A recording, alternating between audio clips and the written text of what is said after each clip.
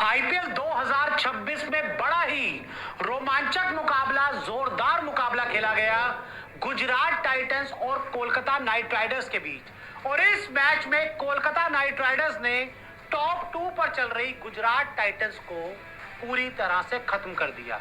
जी हां, Kolkata night Riders ने Gujarat Titans पर तूफानी जीत दर्ज की है और इस जीत के साथ ही आईपीएल 2026 की जो प्लेऑफ रेस है, जो पॉइंट्स टेबल है, वो पूरी तरह से हिल गया है।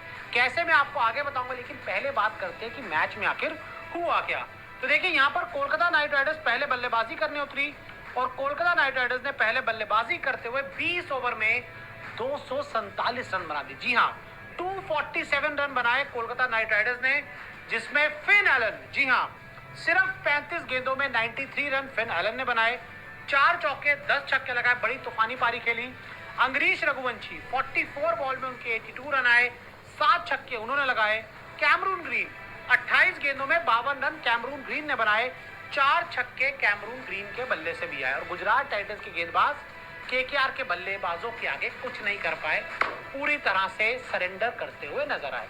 तो ऐसे में पहले बल्लेबाजी करते हुए केकेआर ने एक बहुत बड़ा स्कोर बनाया और जीटी से कहा कि भाई, अगर आपको इस मैच को जीतना है तो आप 248 रन बनाओ और मैच को जीत जाओ।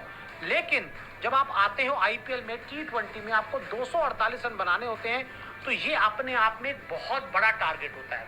शुरुआत ओके टाइप्स रही। अगर हम बात करें, साई सुदर्शन रिटायर्ड आउट हो गए, रिटायर्ड नॉट आउट हो गए। अगर हम बात करें चेस की, तो जीटी की चेस ओके रही। साई सुदर्शन ने शुरुआत में अच्छे शॉट्स लगाए, लेकिन वो रिटायर्ड होकर पवेलियन चले गए और उन्होंने शुरुआत में 13 गेंदों में 23 रन बनाए, 4 चौके 1 छक्का लगाया। उसके बाद निशांत सिंधु आए। निशांत सिंधु पता नहीं कौन किनको क्यों खिलाया गया, इस नंबर पे क्यों भेजा गया, मुझे समझ नहीं आया, कुछ नहीं कर पाए।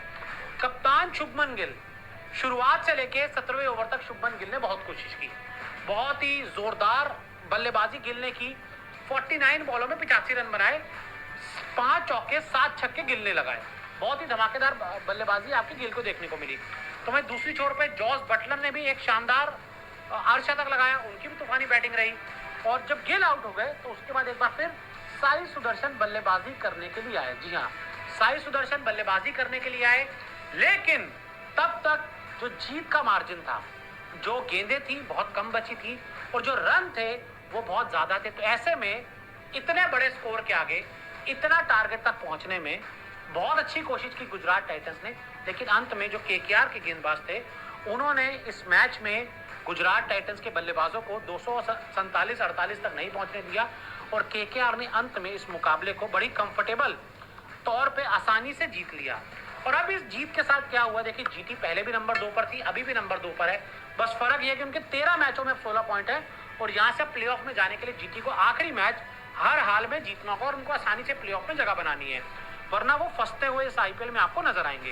तो वहीं कोलकाता नाइट राइडर्स के 12 मैचों में अब 11 पॉइंट्स हो गए हैं और अगर केकेआर अपने बचे हुए आखिरी 2 मैच जीतती है तो उसके पास भी एक आउटसाइड चांस होगा क्वालिफाई करने का, प्लेऑफ में आने का। क्योंकि 15 पॉइंट तक बात करें, अभी 16 पॉइंट तक 2 टीमें पहुंची हैं, 15 पॉइंट तक तीसरी टीम नहीं पहुंच पाई। तो केकेआर भी प्लेऑफ में आ सकती है, लेकिन अगले दोनों बचे हुए मैच जीतने होंगे और उनको ये उम्मीद करनी होगी, प्रार्थना करनी होगी, जो सामने वाली टीम है वो अपने मैचेस हारती जाए और केकेआर लगातार ऊपर आती जाए।